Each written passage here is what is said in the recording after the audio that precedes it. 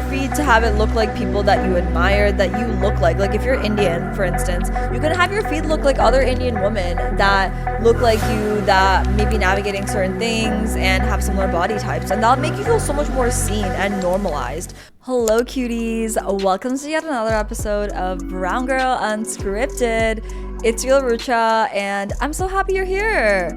I'm coming in from New York and it is really hot outside. We're wearing more shorts, we're wearing bikini tops, we're wearing all the things. And that's why I wanted to talk about a topic today that might really resonate with so many of us, and that is body positivity.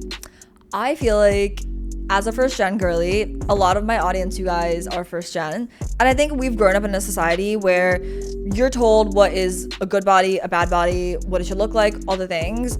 And when it comes to growing into your 20s and really navigating this as an adult, it can be kind of tough. And so I wanted to share the ways in which I've healed my relationship with my body as someone who used to literally struggle with this so much. I went through a lot of acne and I also went through a lot of weight fluctuations growing up. And because of that, I would hate on my body. And I remember literally being like, oh my God, I look fat, I look this. And I look back in the pictures and I'm like, I looked fine. I was so pretty and I wish I didn't do that. And same thing goes for the acne that I went through. Like, yeah, there was bad moments, but like, honestly, I was still really pretty with it. So that being said, the first thing that I did when it came to healing my relationship with my body is speaking up whenever there was any comments about my body, right? So like if you have an older family member or anyone in your life really that's making offhanded comments about you should wear this, you shouldn't wear this, or you need to do this, or your body looks this way, like you gain weight, you lost weight,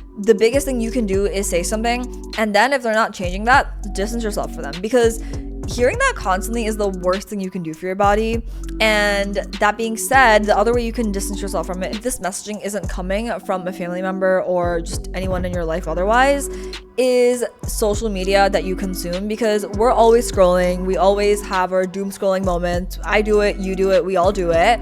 But when you curate your social media feed to be something that inspires you and provides you with the representation to feel comfortable in your own skin, I think that is when the true power of social media is discovered, because you can curate your feed to have it look like people that you admire, that you look like. Like if you're Indian, for instance, you can have your feed look like other Indian women that look like you, that may be navigating certain things and have similar body types. And that'll make you feel so much more seen and normalized. Or otherwise, you might be comparing yourself to a white girl with blue eyes, blonde hair, and she's super skinny and doesn't have the same body type in the same way. Like you might be curvy, you might be skinny fat, as a lot of us like South Asian folks like go through, right?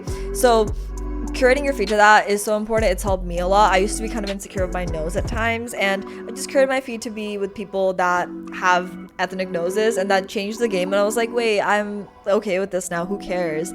And that was something that really helped. The other thing is, and this might be a little bit of I don't know if this is a hot take or not, but I think it's so important to get in touch with what you like sexually, because you getting to know your body is the best thing you can do in being positive about it, right? So whether that means getting like a sex toy, or if you're dating someone, exploring new things and just like wanting to like take quote unquote risks, or like doing something new in that area, that's something that can always make you feel more positive about your body, because you're getting more in tune with it. Whereas otherwise, if you kind of grew up, which regardless of whether you're first gen or not, I think we all grew up in just an area where you're encouraged to have more shame around those sort of things. So I think every girl should have experience with a dildo or like any sort of sex toy. I think it's the butterfly or like the rose toy that like a lot of people like using, but like using those sort of things and providing pleasure to yourself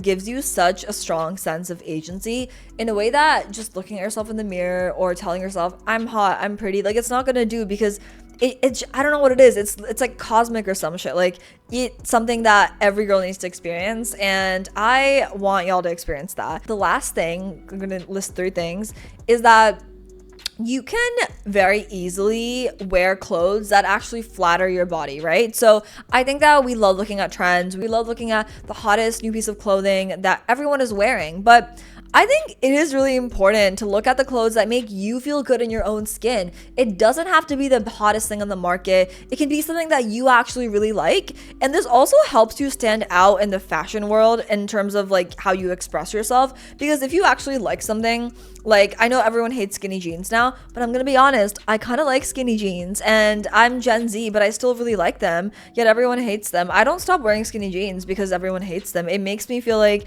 I have really nice thighs. I like the way my ass looks in it, and I think that's fine. I don't think there's anything wrong with it. And I honestly, there was a point where I didn't wear those because I was like, oh, I have to wear only mom jeans and boyfriend jeans, but who cares? Like, what if I don't want to only wear that? Taking actions like that empower you, even in the types of like tops you wear. Like for me, I love wearing tops that are glued to my body, like that enhance like just my figure up top.